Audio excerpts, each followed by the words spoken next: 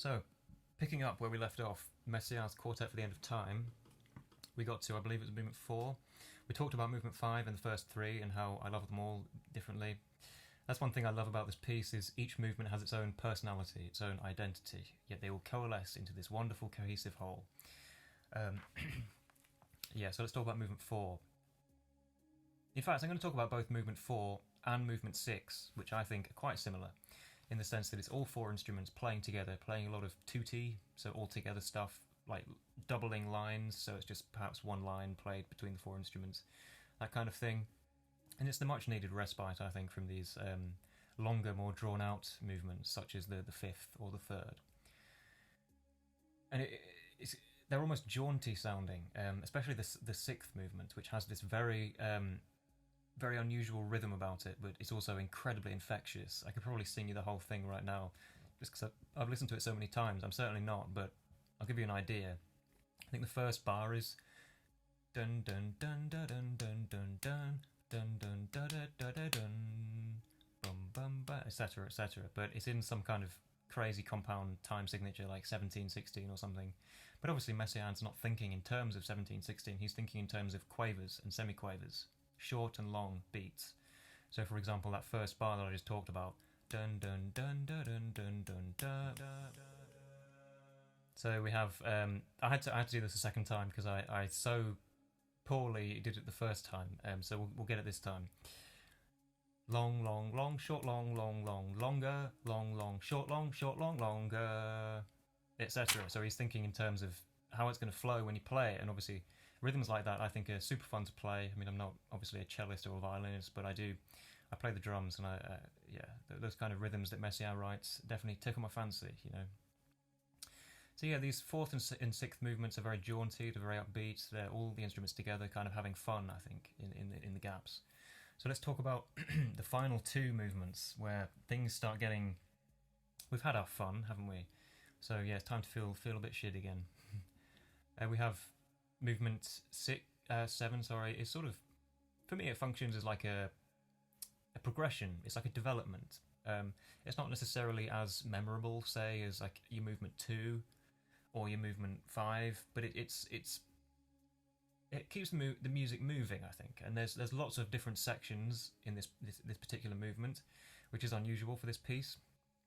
But yeah, so it's sort of more complex. I'm not going to go into it too much, besides saying that it does just feel like a development and almost a long transition, really. Transitioning us to this final movement, which definitely harkens back to the 5th movement, which I so lovingly analysed back at around, I guess, 15 minutes into the review. Yeah, it reminds me of that one because it's a piece for solo string and piano. This time it's not cello, it's violin. But you'd be forgiven in thinking that they were the same string, because Messiaen doesn't really pay much attention to the intended pitch range of the strings. For example, in the 5th movement, he often has the cello playing very high on the A string, so essentially in violin register. If you were, say, writing a string arrangement, you'd have that line played with the violin just because it makes practical sense to. So then the cello is left to be able to give what it gives best, which is the low registers. And similarly, much like he used the high registers of the cello in movement 5, he's using these kind of these lower, sort of more mid-ranges of the violin, so there's a lot of overlap in terms of pitches in these 2 movements. So, but then obviously Messiaen also then, by the end of the movement, has definitely explored the higher range of the violin, and there's one particular moment in there where it's a lengthy cadence, essentially, a lengthy cadence to end the piece, where it rises up these dominant chords, dominant chord, dominant chord, dominant chord, more and more tension, and then suddenly it releases on this tonic. And the violin plays essentially the highest note it possibly can. Basically, this very, very high harmonic on the high string, and it's such a fragile and beautiful end when you consider the drama that's happened in this piece. And I can't help but it just brings a tear to my eye. It's just so like such an inward and lonely sounding ending to a piece that's really explored the dynamic gamut so much. It's just yet another moment in this piece that just really butters my crumpet. So yeah, that's the 8th movement. That's the final movement, and it ends on this beautiful, heart-wrenching cadence, which is just so fragile sounding, and really does feel like you're, because I know Messiaen was he was into his God, he was into Catholicism actually, and when I hear that final cadence, I just have an image of, say, you know that Dali painting where there's Christ on the cross and he's kind of floating through the sky. That's what I think of. I think of sort of this godlike figure like floating upwards into the heavens or whatever. And that's not to say I'm a religious person. That's just simply the imagery that I get when I listen to this cadence, this final moments of Quartet for the End of Time. So yeah, that wraps up my analysis. Well, I say analysis. I don't really know what I'm talking about. It's all passion. It's all just off the top of my, well, not quite, but I've got some quite lengthy notes here. But yeah, that forms the end of my thoughts on Quartet for the End of Time. I would like to give a few extra thoughts just on my on the specific recording that I'm reviewing here, because I feel like I should do that. I'm talking about the 2017 release on Sony, which I think is the best sounding version I've come across so far. I've not listened to all of them. I've listened to like maybe 3, but this is the one I always return to just because it sounds so wonderfully crisp, so pristine. Like all the instrumentalists play so technically well, but then they also manage to inject drama and in the sense that perhaps like there's a wrong note here and there, and it just gives it a human feeling. So yeah, that's one of the things about this piece. It's got to be played.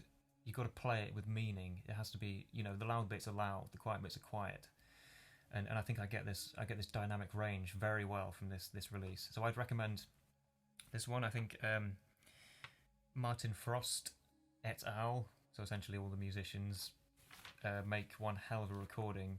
They give it their all. I wonder what take it was that they actually took. I wonder if this was the first take and they just came in, absolutely smashed it, left, and then that was that, or if it did take a good 10, say, takes in the span of a 2-week recording session. Who knows? But yes, another thing I'd like to mention very quickly, just before I do give out a numerical score, is the personal attachment I have with this piece. Like, I listened to this piece when I was quite young, and I think that's one of the reasons why I do have such an affinity to it. Essentially, the way I used to think of this piece was, it was very hard listening, like harder than Stravinsky, harder than, well, let's just say harder than Stravinsky, like, because I was into that kind of stuff. But this was, I could tell that something about this, it was more intense, it was more astringent, it was more about feeling bad. It wasn't about necessarily that kind of good feeling that you get from a lot of Stravinsky's music.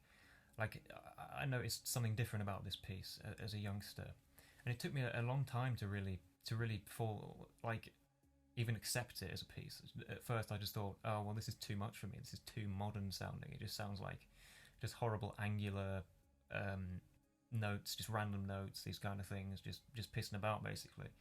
But yeah, I gave it more listens, and this is me as a youngster, so I was a music nerd from birth, and finally got it, and I even saw a live performance of this piece back when I was young, and that had a very profound effect on me. I can't remember exactly the effect, but I remember certainly hearing that 5th movement live, and then also hearing like the intro of the 2nd movement with that huge piano intro. It's just very exciting to hear live. I'd love to see it again one day. Obviously when live performance is allowed back again. But yeah, who knows when that will be. And yeah, for that reason, the personal attachment, the damn fine arrangement and composition, the combination of all this together, the combination of the fact that this is like Messiaen's pivotal piece, one of the towering figures of contemporary composition, this album gets a 10 for me. 10 out of 10. My voice went just then. Worst point for my voice to go. Just when I'm giving a 10. But yeah, this is a classic album for me. Classic piece, and I'd recommend you listen to it if you haven't before. And make sure you do give it the light of day, like, because I certainly didn't love it on first listen, but the more I got to know it, the more I got used to the arrangement and the sound of it, the more I did realise just how bloody brilliant it is. So, Messiaen, Olivier Messiaen, Quartet for the End of Time, Sony Classics 2017, Martin Frost et al. 10 out of 10. And I'll see you in the next review. Bye-bye.